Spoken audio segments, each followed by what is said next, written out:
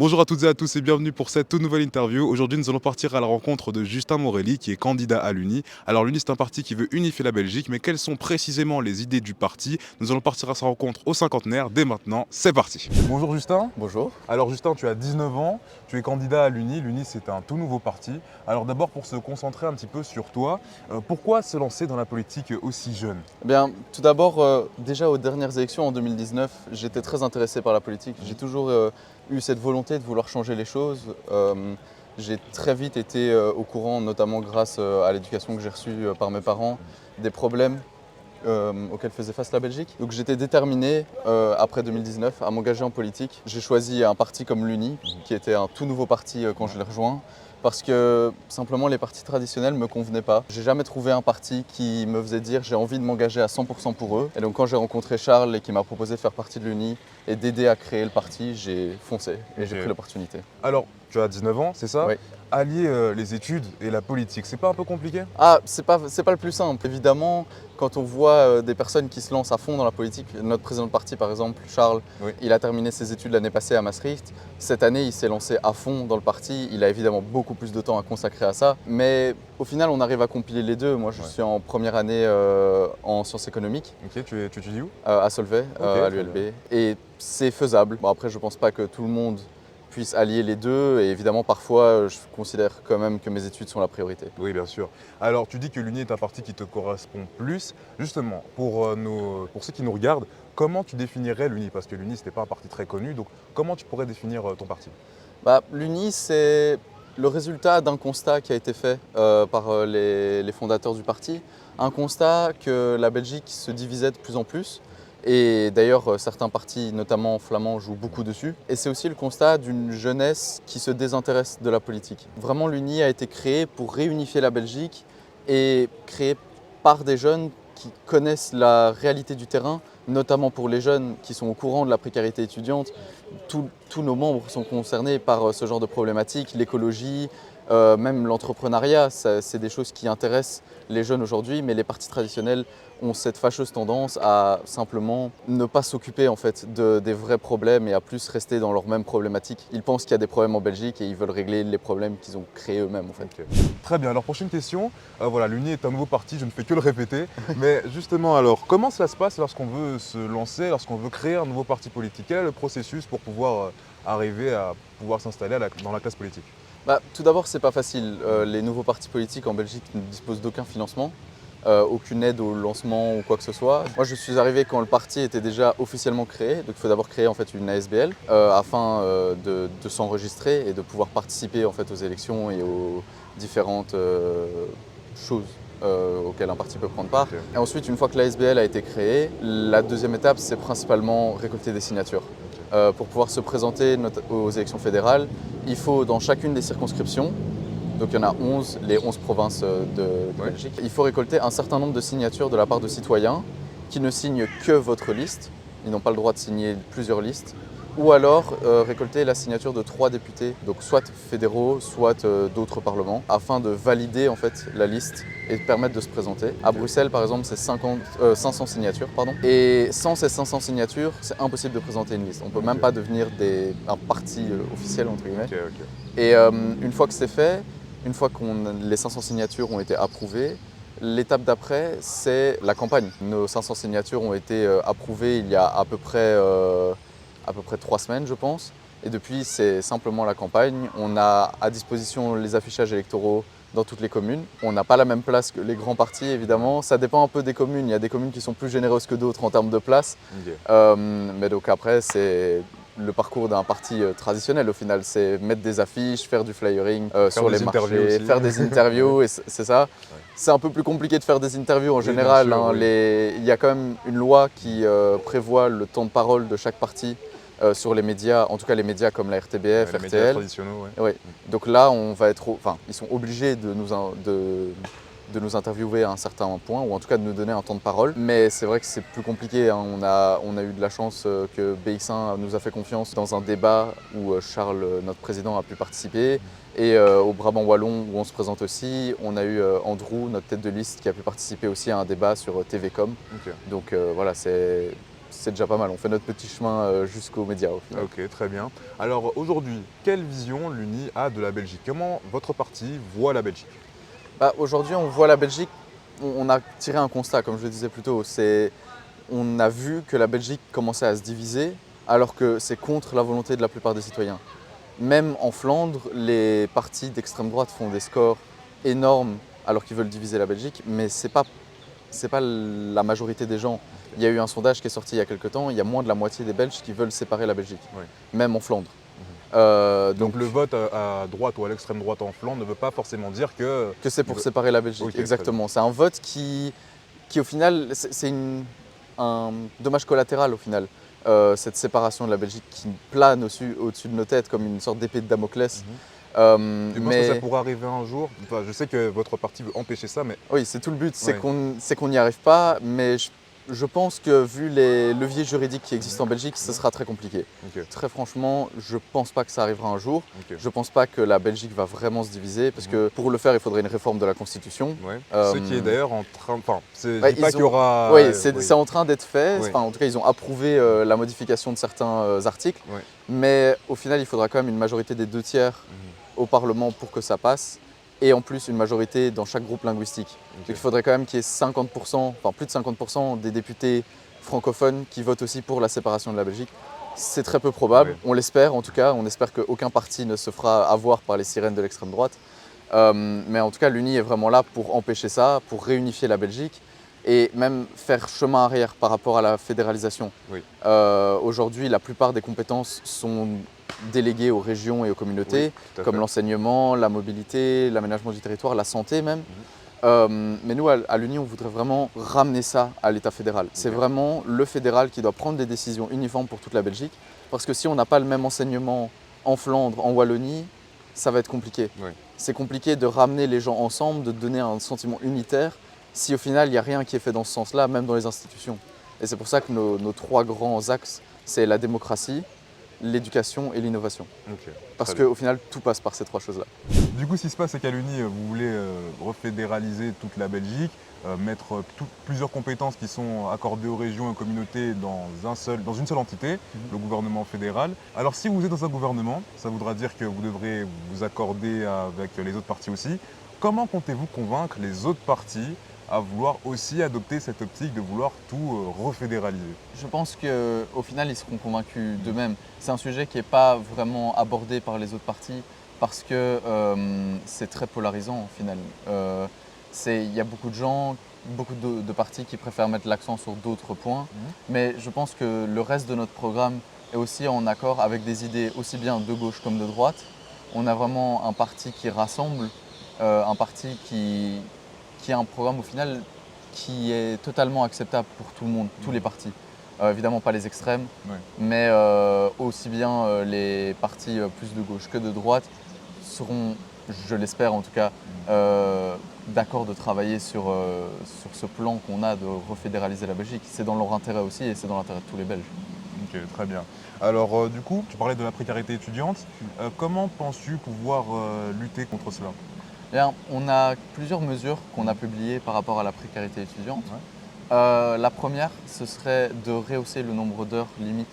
Oui. Euh, Passer à 1000 heures, c'est ça? Oui, c'est ça, 1000 heures. Parce qu'aujourd'hui, il y a beaucoup d'étudiants qui, en fin d'année, aux alentours de novembre-décembre, commencent à calculer le nombre d'heures qu'il leur reste, Oui. alors que ces étudiants-là, ils ont besoin de cet argent pour pouvoir vivre, pour pouvoir se loger, pour pouvoir se nourrir. Et ça rajoute un stress en plus. Si on dit à un étudiant à partir de novembre, tu ne peux plus travailler Ouais. parce que tu n'as plus assez d'heures, comment est-ce qu'il va faire? Bah oui, c'est ça. Et alors notre deuxième mesure concernant la précarité étudiante, ce serait un revenu universel étudiant, comme c'est déjà le cas par exemple aux Pays-Bas. On voudrait faire en sorte que tous les étudiants, peu importe leur situation, aient au moins 150 € par mois. Et ce serait majoré à 440 € par mois pour les personnes qui ont un cote Ok. et donc qui du coup ont des frais plus importants, notamment dus au loyer et au fait de se nourrir seul. Alors maintenant, on va passer à une autre mesure. Le train, je sais que vous train voulez gratuit, beaucoup investir sur le rail. Il y a le train gratuit. Alors comment pouvoir rendre le train gratuit dans la mesure où la SNCB a besoin d'argent, notamment pour rénover des gares, je pense à la gare de Mons, la gare de Gand ou encore d'autres plus petites gares aussi qui ont besoin simplement d'ascenseurs, ou même aussi dans la mesure où la SNCB a besoin de nouveaux matériels roulants. Comment rendre le train gratuit alors que la SNCB a tous ces besoins-là et ils ont besoin d'argent du coup? Bah, déjà aujourd'hui, il y a un plan de financement du train qui est mis en place petit à petit, qui a été voté par le Parlement. Aujourd'hui, mettre le train gratuit, ça ferait perdre entre guillemets à la SNCB à peu près 800 millions d'euros. Ok. C'est le résultat de la vente de tickets à tout le monde, donc que ce soit des tickets internationaux ou des tickets simplement en Belgique. Internationaux, donc même les trains, Donc même les trains TGV, qui, tout ça? donc même les trains belges qui vont Ok. à l'international, Ah ok, donc ça des va, trains ça va. belges qui iraient à l'étranger, Ok. tous ces tickets-là rapportent à la SNCB à peu près 800 millions d'euros chaque année. Ok. Ce serait donc cette somme-là qu'il faudrait dégager autre part afin justement de financer le train gratuit. Puisque les investissements, tout le reste de l'argent que la SNCB obtient, c'est déjà de l'investissement de la part de l'État. 800 millions, c'est très facilement trouvable au final. Ça paraît être une énorme somme, mais quand on voit par exemple que chaque année, l'État belge subventionne le transport maritime à 1,1 milliard, alors que le transport maritime, aujourd'hui, c'est une des industries les plus polluantes. Oui, oui, bien Et sûr. l'Europe elle-même appelle à arrêter de subventionner et à remettre des taxes sur le fioul lourd et toutes ces choses-là. Donc au final, 1,1 milliard, on en prendrait 800 millions pour justement mettre en place le train gratuit. Parce que c'est une mesure qui serait aussi extrêmement écologique. Oui, bien sûr. Ça pousserait énormément de jeunes à ne pas passer leur permis aussitôt ou à ne pas s'acheter une voiture quand ils n'en ont pas encore besoin. Aujourd'hui, une voiture, c'est des frais énormes et pourtant, il y a plein de jeunes Belges qui sont obligés d'investir dans des voitures qui sont du coup en général très vieilles et très polluantes. Alors que s'ils ont le train gratuit et une offre de train convenable, c'est aussi un point qu'il faut améliorer à la SNCB. Il faut mettre plus de trains, notamment sur les axes qui sont assez peu desservis. Oui. Notamment quand j'entends des jeunes dire qu'ils mettent 4 heures pour faire Arlon-Liège, Oui. ça paraît fou. C'est quelque chose qu'il faut aussi changer. Et donc, en plus de ces 800 millions d'euros, on aura encore de l'argent à investir pour améliorer les infrastructures, améliorer les gares et améliorer l'offre de transport au final. Ok, très bien. Alors aussi autre chose que j'ai vu dans le programme de l'Uni, vous voulez donner plus de pouvoir aux pétitions. Alors comment ça fonctionne? Comment vous comptez réaliser ça? Alors, le but, c'est de faire en sorte. Aujourd'hui, en fait, les pétitions n'ont aucun pouvoir. Même si une pétition gagne énormément de voix, à moins qu'elle soit européenne, le Parlement n'a aucune obligation de la voter ou quoi que ce soit. On a vu en France, par exemple, c'est M. Macron qui a mis en place un collectif citoyen pour l'écologie. Au final, ils n'ont même pas tenu compte d'une seule des conclusions de cette assemblée. Le but avec l'UNI, c'est vraiment de faire en sorte que des pétitions, si elles ont suffisamment de signatures, peuvent être débattues et doivent être débattues au sein des commissions et au sein du Parlement, Ok. afin en fait de donner un vrai pouvoir, mais surtout dans les communes, parce que c'est là que c'est le plus important. C'est vraiment de la politique locale. Ça devrait revenir aux citoyens, ce genre de décision, et on voudrait aussi mettre en place la possibilité de faire des référendums au niveau local, Ok. donc au niveau des communes. Alors prochaine question aussi. Il faut savoir qu'en ce moment, à Bruxelles notamment, on a pas mal de problèmes au niveau de la sécurité à cause du trafic de drogue. Alors pas qu'à Bruxelles, mais aussi dans les zones un peu sensibles en Belgique. Comment serait-ce possible d'améliorer la sécurité? Quelle vision a l'Uni pour la sécurité en Belgique par rapport à ça? Déjà, la première étape, ce serait d'arrêter d'essayer d'avoir un impact local. Aujourd'hui, c'est à Bruxelles que ça se passe. On a beaucoup de fusillades. Il y a quelques années, c'était à Anvers. Pourtant, Anvers a augmenté la police La locale police. et ça n'a fait que déplacer le problème jusque C'est ça. Bruxelles. Ça ne change rien au final. Ce qu'il faut faire, c'est vraiment refédéraliser, avoir un plan d'action national pour la sécurité, avoir vraiment une meilleure coordination et surtout arrêter de s'attaquer à la petite délinquance. C'est pas le dealer en bas du bâtiment qui pose vraiment problème, c'est celui qui a derrière. C'est vraiment le cartel qui a derrière. Parce que si on arrête le petit dealer, au final, il y en aura un autre qui prendra sa place. Ok. Et ça vient aussi d'une précarité, de nouveau, des jeunes.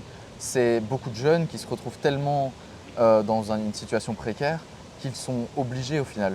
Ils n'ont pas d'autre choix. Ils ne se font engager nulle part pour des jobs étudiants. Ils n'arrivent pas à subvenir à leurs propres besoins. Et c'est de l'argent facile qu'on leur propose. Donc là aussi, il faut mettre un plan d'action réel sur l'éducation aussi. Parce qu'investir dans l'éducation, comme l'Uni voudrait le faire, c'est aussi sortir les gens de la précarité, sortir les gens de cette situation où ils sont et leur permettre au final remettre en place l'ascenseur social que nous ont promis les différents partis pendant des années. L'école est un ascenseur social. Au final, on voit aujourd'hui que ça ne marche pas.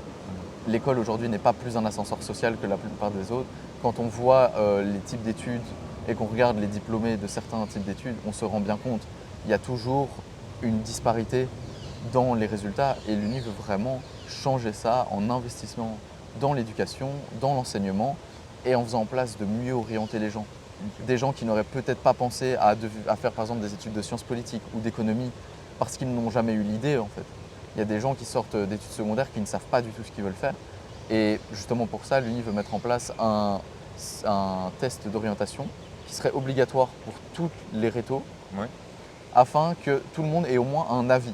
Ok. Donc c'est pas contraignant, c'est c'est c'est obligatoire, mais du coup à titre d'avis. ça ne va pas obliger quelqu'un à faire tel ou tel. Exactement, le but ok. c'est pas de faire comme Parcoursup en France Ok. où ils forcent les étudiants à choisir leurs études pour eux. Le but c'est vraiment de montrer aux étudiants qu'est-ce qu'ils peuvent faire. Leur montrer aussi des voies que peut-être eux ne connaissent pas ou peut-être qu'on ne leur en a pas parlé. Et aussi ça permettrait à des gens qui parfois ne sont pas faits pour les études supérieures de s'orienter vers d'autres types. Ok. Si on voit que la personne n'est peut-être pas faite pour l'université, il faut l'orienter vers une haute école. Il faut les orienter vers différents types d'accompagnement dont a besoin en fait la personne pour s'épanouir et avoir une formation efficace. Et on voit le MR a essayé avec le décret paysage, a essayé justement de régler le problème des personnes qui sont trop longtemps dans les mêmes études. Mais ces personnes-là, si on leur avait donné toutes leurs options dès le début, ne se seraient pas retrouvées dans cette situation.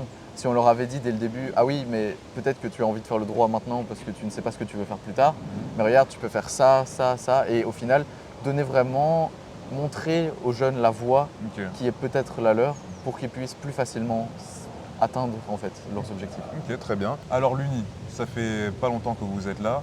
Où vois-tu maintenant le parti dans les 10 prochaines années? L'objectif, déjà à ces élections-ci, l'idéal, ce serait de récolter un siège. Ouais. Avoir un siège, c'est l'assurance d'avoir un financement suffisant, même si l'Uni souhaite réduire le financement des partis politiques, mais c'est quand même une garantie d'avoir un financement suffisant pour faire survivre le parti, pour faire continuer les idées. Aujourd'hui, on est tous des bénévoles, on est tous à des stades différents dans nos vies. La plupart d'entre nous sont quand même des étudiants. C'est important, on sait tous qu'on restera engagé, mais il faut surtout voir à plus long terme, voir peut-être pas à ces élections-ci atteindre un gouvernement, ce ne sera pas faisable bien évidemment. sûr, ça va Les petites listes, quand elles arrivent à obtenir un siège, c'est déjà un exploit. Mais l'objectif dans les 10 ans à venir, en fait, c'est de ne plus être vu justement comme un petit parti. Ok. Le but, c'est de faire partie des partis crédibles qui ont un programme crédible, finançable et sain pour tout le monde. La plupart des petites listes en général n'ont qu'une ou deux idées principales. Ça arrive très souvent de voir des listes se proposer seulement en revendiquant une seule chose et c'est compliqué en tant qu'électeur de s'identifier à ces partis-là, à moins d'être vraiment animé par cette cause-là spécifiquement. Nous, on a vraiment cette volonté de créer un programme complet qui toucherait toutes les zones, tous les sujets en politique, surtout au fédéral. Alors Justin, maintenant on va faire une dernière petite séquence avant de se dire au revoir. Tu vas essayer de me convaincre, mais surtout de convaincre les viewers de voter pour l'Uni, tout simplement. Tu as 30 secondes. Alors est-ce que tu es prêt? Oui, Allez, tu peux regarder la caméra, c'est parti. Alors l'Uni, c'est un parti de jeunes aux idées novatrices afin de réunifier la Belgique, de faire en sorte que tous les Belges soient unis face aux problématiques de demain. Avec nos idées et notre programme complet, vous pouvez compter sur nous pour améliorer la Belgique. Ah bah parfait, parfait. Il reste encore 12 secondes, c'est parfait. C'est nickel. Magnifique. En tout cas, merci à toi Justin pour avoir répondu à mes questions. Merci à Justin aussi pour la caméra. N'hésitez pas à me suivre sur YouTube, sur TikTok, sur Instagram. Et n'hésitez pas aussi à découvrir un petit peu ce que fait l'Uni sur les réseaux sociaux. Vous êtes sur TikTok et Instagram aussi? TikTok, Instagram, Facebook. Ok, parfait. Allez voir ça. Et voilà, on se retrouve très bientôt pour une nouvelle interview. Ciao, ciao.